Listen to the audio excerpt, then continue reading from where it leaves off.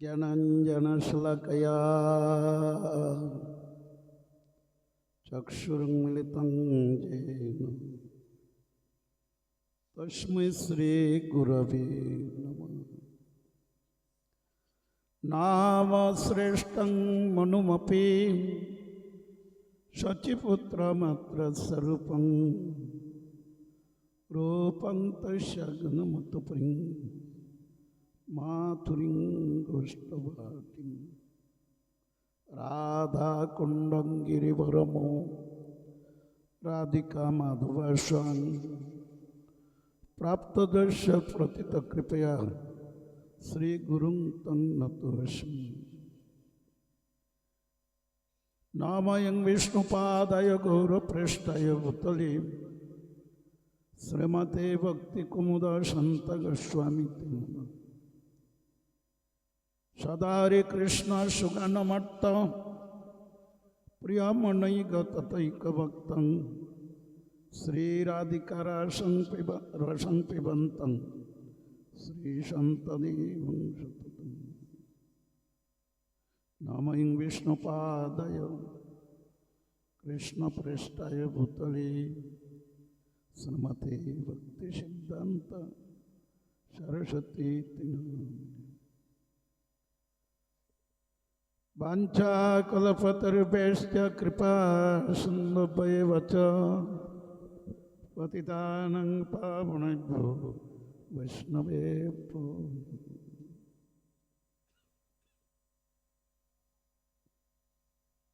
नमो महावदन्नाय कृष्णप्रेमप्रदायते कृष्णाय कृष्णचैतन्यनाम्नि गौरतिष्ठे नमः।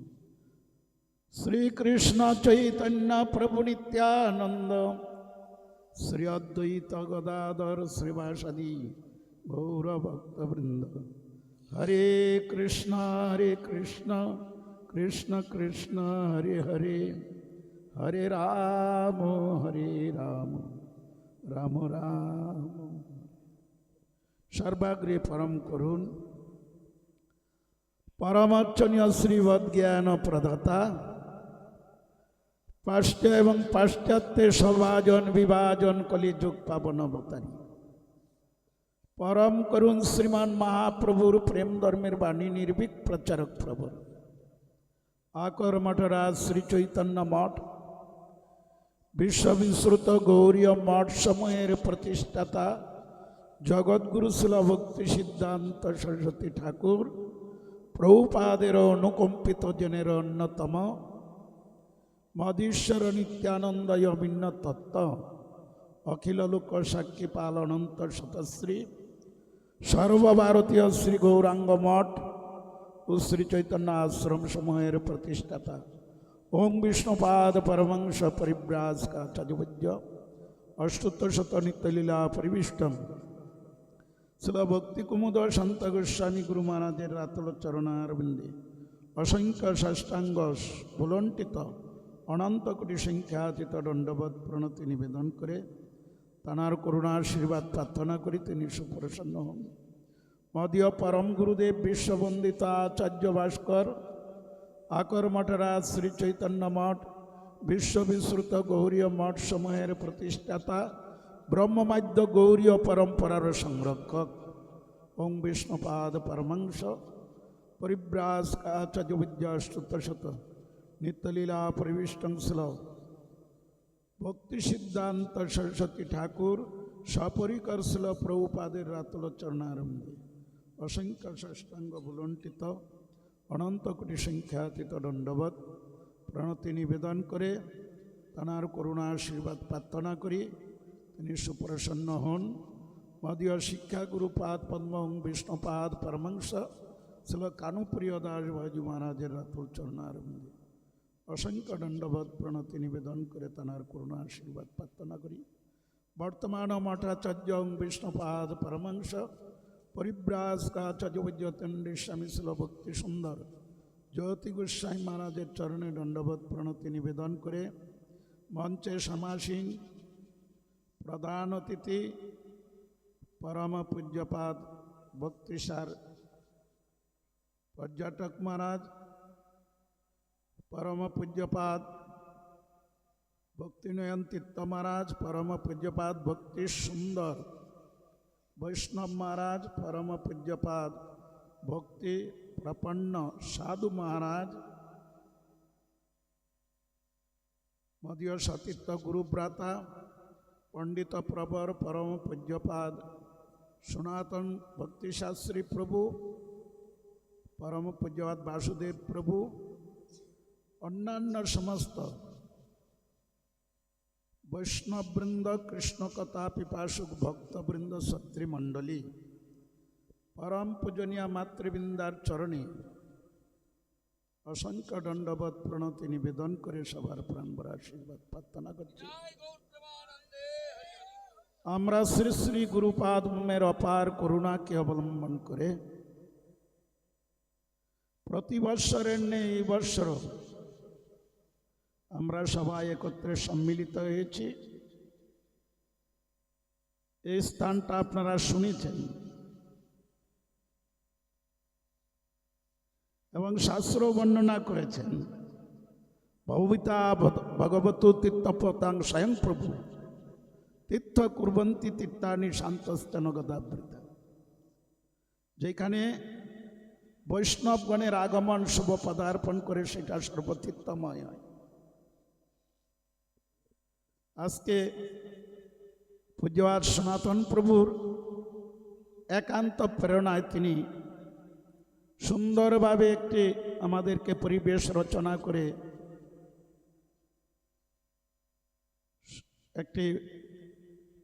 করে আমাদেরকে সুবর্ণ সুযোগ দিয়েছেন। সাধু সঙ্গে কৃষ্ণ নাম এই মাত্র চাই, সংসার জিনিতে আর কোনো বস্তু নেই। সাধু সঙ্গে কৃষ্ণ নাম শ্রবণ কীর্তন ব্যবস্থা করে দিয়েছেন। আপনারা সমস্ত ভক্ত মহোদয়ের শ্রীমুখ থেকে এতক্ষণ যাবৎ যা আপনারা পেয়েছেন, সর্বপ্রথম আসন থেকে কলাপাতা থেকে আরম্ভ করে লবণ লেবু থেকে অন্ন শুক্তা শাক ছানার ডালনা আরম্ভ করে চাটনি পরমান্ন পর্যন্ত পেয়ে গেছেন। আমাকে কিন্তু এই সভার সভাপতি হলেন গুরুপাদম। এই সভা পরিচালনা করেন একমাত্র গুরুপাদম। গুরুপাদমের দাসত্ব করবার জন্য আমাকে নিযুক্ত করেছেন, এই সভার দাসত্ব করার জন্য। তো নিয়ম আছে, সভাপতি সমাপ্তি করেন। তাই এখন অধিক রাত্র আপনারা সবাই চঞ্চল। দেখুন আজকে বিষয়বস্তু অবলম্বনে আপনারা সবাই পরিতৃপ্ত। আপনারা এতক্ষণ শুনেছেন, পূর্বেও আমাদের সনাতন প্রভু সর্বপ্রথম তিনি ভূমিকা রচনা করে দিয়েছেন আমাদেরকে। পৃথিবীতে যত কিছু ধর্ম নামে চলে, ভাগবত কহে তা পরিপূর্ণ চলে। ছল ধর্ম, কপট ধর্ম, এইসব অপধর্মেতে ভরপুর জগৎ। আপনারা শুনেছেন, দুইজন ভক্ত মহাদের শ্রীমুক্তে শুনেছেন। মহাপ্রভু আসার পূর্বে এই জগতের যা পরিস্থিতি হয়েছিল, সমস্ত অপধর্ম এই জগৎকে ছেয়ে ফেলেছিল। আপনারা শুনেছেন, মহাপ্রভু এসে 13টা অপসম্প্রদায়কে হাঁটিয়েছেন, একদম ঝাঁটিয়ে পরিষ্কার করেছেন। আউল বাদুল কর্তা বুঝা নেরাদর পেশাই সহজিয়া সকিবে কি স্মাত্ত জাত গুসাই অতিবারী চূড়াদারি গৌরাঙ্গ নাগরী। এই তোতা কহে এই 13টার সম্পূর্ণাই করি। এই 13টা অপসম্প্রদায় কি করেছিলেন? এই জগৎকে ছেয়ে ফেলেছিলেন। তাদের মন গড়া শাস্ত্র প্রচার করতে করতে রাধা গোবিন্দের যে সেই বিশুদ্ধ প্রেম, এই প্রেমকে নিয়ে তারা কদর্য আচরণে আচরিত হয়ে তারা তাদের চরিত্রেতে প্রেমকে তারা পর্যবসিত করে একটা সহজিয়া ধর্ম, নোংরা ধর্ম, ছোট লোকের ধর্ম বলে পরিচিত করে দিয়েছিলেন জগতে। মহাপ্রভু এসে সমস্ত ঝাঁটিয়ে পরিষ্কার করে তিনি এই প্রেম ভক্তি জগৎকে দেওয়ার জন্যই তিনি এসেছিলেন। এই জন্য মহাপ্রভু আপনারা শুনেছেন, আমরা চৈতন্য চরিতামৃতে পাই, চৈতন্য চন্দ্রের দয়া করহ বিচার, বিচার করিলে চিত্তে পাবে চমৎকার। মহাপ্রভু এসে জগৎকে জানাইলেন, মহাপ্রভুর পার্শ্বদের দ্বারা এইটা নোংরামির ধর্ম নয়, ছোট লোকের ধর্ম নয়, এটা আত্মধর্ম, জীবের পরম চরম ধর্ম, জীবের পরম চরম ধর্ম, নিত্য ধর্ম, আত্মধর্ম, ভাগবত ধর্ম, নির্মল ভাস্কর বিশুদ্ধ প্রেম ভক্তির ধর্ম। এটা মহাপ্রভু দিতে এসেছে। দিতে এসে আপনারা জানেন মহাপ্রভু বলেছেন ওই যুগধর্ম প্রবর্তনটা কোনো ব্যাপার নয়। আমার কত অবতার হয়েছে, হেন অবতার হবে কি হয়েছে, হেন প্রেম প্রচার, এইটা কোনো ব্যাপার ছিল না আমার পক্ষে। আমি নিজে স্বয়ং না আসলেও হতো, আমি আমার অবতারের দ্বারাও এই যুগধর্ম প্রবর্তন করতে পারতাম, কিন্তু আমাকে যেতে হবে। প্রভু আমাদের সনাতন প্রভু বলেছিলেন, পূর্বে আপনারা শ্রবণ করেছেন, করুণাময়ী বিশ্বনন্দিনী শ্রীমতী রাধা ঠাকুরিন ভান্ডারী, এবং তিনি হইলেন কি শিক্ষার গুরু। আমার গুরুপাদ বলতেন, সেই শিক্ষা অর্জন করতে যেয়ে বলেছেন, সেই যিনি শিক্ষা দান করবেন সেই গুরুর শরণাগতি অবলম্বন করতে হবে। কেমন? আনুকূল্যস্য সংকল্প প্রতিকূল্যস্য বিপর্যয় রক্ষতীতি জীবনং গুপ্তিতে বর্ণং তথা। ভক্তি অনুকূল মাত্র কার্যের শিকার, ভক্তি প্রতিকূল ভাব বর্জন অঙ্গীকার। সরঙ্গ শরণাগতি হইবে যাহার, তাহার প্রার্থনা শুনেন শ্রীনন্দ কুমার। তখন ভগবান যে এই প্রেম ভক্তি জগৎকে দান করার জন্য, আপনারা শুনেছেন, তিনি করুণাময়ী বিশ্বনন্দিনী শ্রীমতী রাধা ঠাকুরানীর চরণ কমল ধরেছিলেন। চরণ কমল ধরে অশ্রুসিক্ত নয়নে ভাসতে ভাসতে তার চরণ রেণুতে গড়াগড়ি দিয়ে নিজের অরিজিনাল রূপটাকে তিনি হারিয়ে ফেলেছিলেন। এই জন্য আমার গুরুপাদ্ম বললেন, বর্ণচূড়া সামনে এসেছে মোদের নদিয়ায়, তোরা দেখবি যদি আয় রে, তোরা দেখবি যদি আয়, বর্ণচূড়া সামনে এসেছে মোদির নদিয়ায়। তার সোনার বরণ অঙ্গকানি তিলক শোভা পায়, আর হরে কৃষ্ণ মহামন্ত্র গেয়ে গেয়ে যায়। অনেক প্রসঙ্গ আছে। দক্ষিণে যখন প্রচারে গিয়েছিলেন মহাপ্রভু, আপনারা শুনেছেন, দক্ষিণে প্রচার করতে গিয়ে সর্বপ্রথম তিনি যখন কুরমা চলে গিয়েছিলেন, কুরমাদেবকে দর্শন করে নিত্য কীর্তন করলেন, আর তার এই রূপমাধুরী দর্শন করে আজানুলম্বিত বুঝ কনকবদাত সংকীর্তন কপিতর কমলায়ু তাক্ষ বিশ্বম্বর দ্বিজবর যুগধর্ম পাল বন্দে জগৎ প্রিয় করু করুণায় অবতার। করুণার মূর্তি চৈতন্য মহাপ্রভুকে দর্শন করে তার শ্রী মুখে গুণ মহিমা কীর্তন শ্রবণ করে, আর তার দর্শনে সবাই পবিত্র হয়ে গেছিলেন। কি শৈব, কি শাক্ত, কি গানবত্ত, সবাই সহস্রধর্ম। যেরকম বলেছেন ভগবদ্গীতায় মহাপ্রভু, সেই কথার সার্থকতা সর্বধর্মাং। ভগবান কৃষ্ণ বলেছেন, সর্বধর্মাং পরিত্যাজ্যং মামেব কং শরণং ব্রজ অহং ত্বং সর্বপাপেভ্য মোক্ষয়িষ্যামি মা শুচঃ। এই কথার সার্থকতা করতে গিয়ে তিনি দক্ষিণে শুধু শৈব শাক্ত গানপত্য নয়, সবকে কৃষ্ণ নামে প্লাবিত করেছিলেন।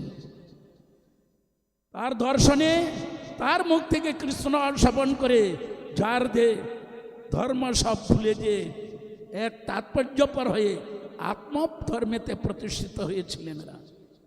পরম চরম ধর্ম জীবের পরম ধর্মেতে তারা প্রতিষ্ঠিত হয়েছিলেন। গেলেন, যেতে যেতে এক বুদ্ধিস্ট আচার্যের সাথে দেখা। বুদ্ধিস্ট আচার্য কি করলেন? বুদ্ধিস্ট আচার্যের সাথে মহাপ্রভুর মিলন হলো। সেইখানে তিনি বুদ্ধিস্ট আচার্যের মতবাদকে খণ্ডন করলেন। লক্ষ লক্ষ শিষ্য বুদ্ধিস্ট আচার্যের,